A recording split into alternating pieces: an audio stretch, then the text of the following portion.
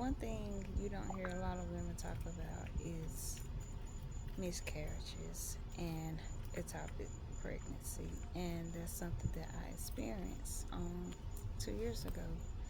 Um, I was pregnant. I always wanted children. I always wanted kids. I have godchildren, nieces and nephews, great nieces and nephews, and I just been the type who always just wanted to be a mother ever since I was a teenager. I knew that I wanted to have kids.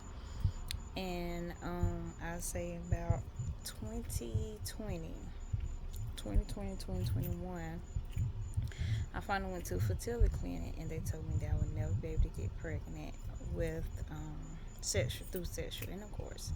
That in order for me to ever get pregnant, I would have to have an IVF. Broke me. I went through a depression. I mean, it would be days where I'd be in the store and I see a child or a baby and I would just start crying. I went through that for a couple months. I pray and I pray, I pray, I pray, I pray. And then I was just asking God, Lord, just help me get to the point where I may not be able to have kids. Here I am. I had got married in 2019. Never ever wanted to get married. Never thought I would ever be a wife. Never dreamed about being a wife. Got married in 2019, 2020, 2021.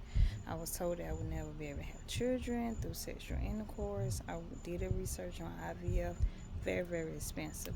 But one thing I kept telling people and myself, and I was talking to God, and I was saying, I'm going to get pregnant through sexual intercourse. I'm going to get pregnant the way that the doctor said would never ever be possible for me. 2023, bam, found out I was pregnant.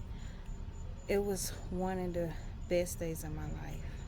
I mean, I was so excited and just ready. I had, at the time, my grandmother, she was 101. And I always said, I want my grandma to still be here when I have my child. I wanted her to put her hands on my baby. I wanted her to pray on my baby. I wanted her to hold my baby. Even if my child never knew or remember her, I wanted my grandma to experience my child like she had with all her other grandchildren. So I told my grandmother. She prayed on my stomach. She held my belly. I didn't tell people the first doctor's appointment that I was supposed to have of hearing my baby heartbeat was the worst day of my life. One of the worst days of my life. There was no heartbeat. I broke down. My husband at the time was with me, and I broke down in that hospital, in that doctor office, and all I could say was, I wanted my baby. I wanted my baby. This is something that I wanted my whole life, and here I am sitting in this doctor office, and you're telling me there's no heartbeat? I had to have emergency surgery the same day. I had to be back at the hospital at 1 o'clock.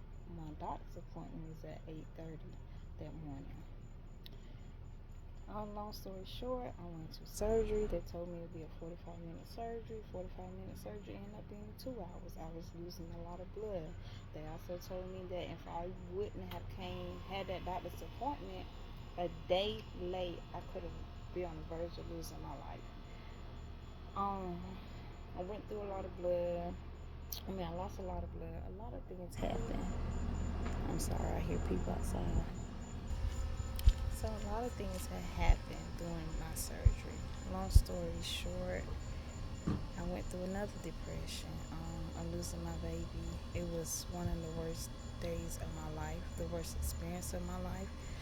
The whole way I was pregnant, I prayed over my baby, I sung to my baby. A lot of things. But what I really want to let you know is that man words is nothing compared to what God can do. Yes, I had to get my left fallopian tube moved. Yes, I only have one tube. Yes, I may not never ever be able to get pregnant again. I may not ever be able to give birth, but I am a mother. I raised several children. But one thing I've learned is that you believe what the Lord tell you. He said we are here to multiply. I really do believe everything happened for a reason. I had to get pregnant. I may have to lose my baby in order for me to get rid of that, to remove that bad left fallopian tube. I knew it was damaged. I knew that. I knew it. So I'm just taking it. Yeah, I'm 41, but one day I'm still believing Not saying that it's not gonna happen, not expecting for it not to happen, but I'm at a point in my life that if I never ever get pregnant again, I'm finally okay with that. Yes, I have my days where I want to be a mom. Yes, I have the days where I experience me getting pregnant, losing my baby, having to have surgery. Doctors telling me how much blood I was losing during my surgery. I went through a lot. I went through a lot. I shut down. A lot of things happened to me mentally and physically, but guess what? I am still here today. I am still here today. So I say to all the women, tell your story because we don't hear a lot of women talking about miscarriage and ectopic pregnancy and fertility. We don't hear that. But as a woman, I know it made me feel less of a woman. It made me feel ashamed. All my friends got kids. You know, I'm a wife now. Can't get my husband a child, even though he had kids and grandkids. But it do make you feel less of a woman. It don't make you feel worthy. But you are worthy. You are loved.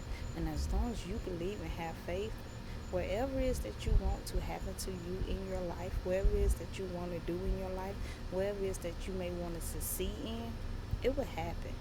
Trust and believe on God.